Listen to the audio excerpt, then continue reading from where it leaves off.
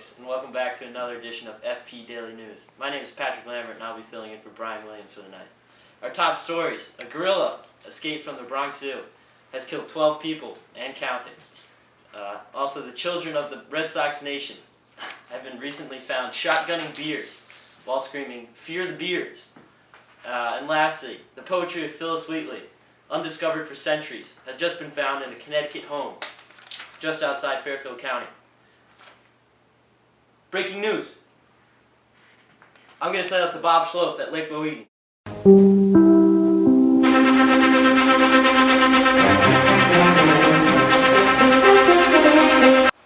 Thanks, Patrick. We're here at the Lake Mohegan Reserve, and we're going to be talking to Chief Sean Gierken about his view on the American Indian literature. We spotted Chief Gierken at his abode. We're going to ask him a few questions. Mr. Gierken, what is the problem here? I'm so angry right now because the white man has completely misinterpreted the writings of William Cullen Bryant. Why is this?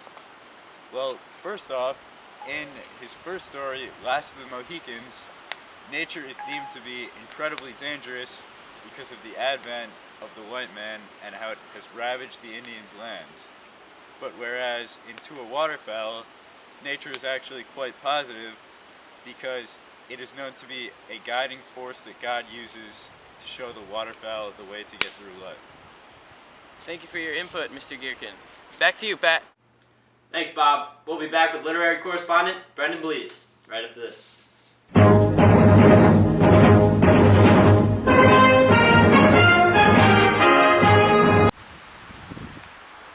Gierken lacrosse sticks, the best in all the land. Come by Lake Mohegan and buy yours today. Here you go.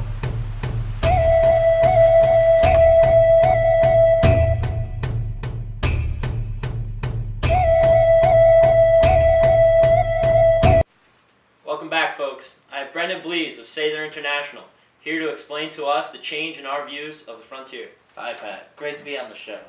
Well, first, we saw the frontier as a place of despair, death, and hopelessness. But now, after the information Chief Gierken has given us, we see the frontier as a place embodied by God, where God allows us to go on our own journey, and it's peaceful. So, Brendan, how is this change of view embodied in these two works of literature? Well, first, we see a tonal shift. We see the shift into a waterfowl. We see a negative and a positive shift. The negative is embodied when the waterfowl is abandoned and alone by God.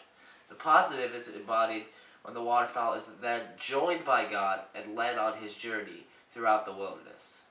We also see two metaphors. One metaphor is of the dying deer in The Last of the Mohicans. This represents nature dwindling because of human interaction. But we also see a positive metaphor.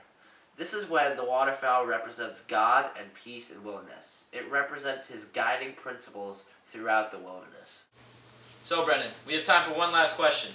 Do you see any similarities between these two pieces of literature? Well, in The Last of the Mohicans, the nature is ruined by the white man and their ability to really destroy nature and its beauty. And then, To a Waterfowl, nature is destroyed because of the freedom man has.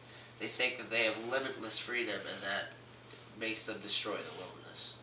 Thanks a lot, Brendan. That's all we have tonight for this edition of FP Daily News. Stay classy, Mr. Sather.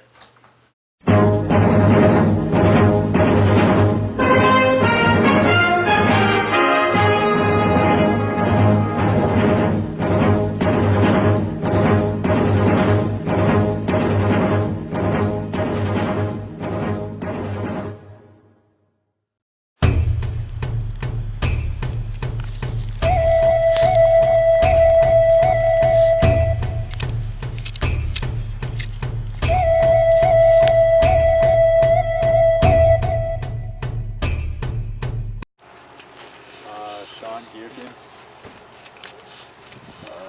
G-E-E-R-C-K-E-N. Yep. Are you gonna take me home tonight? Oh, down beside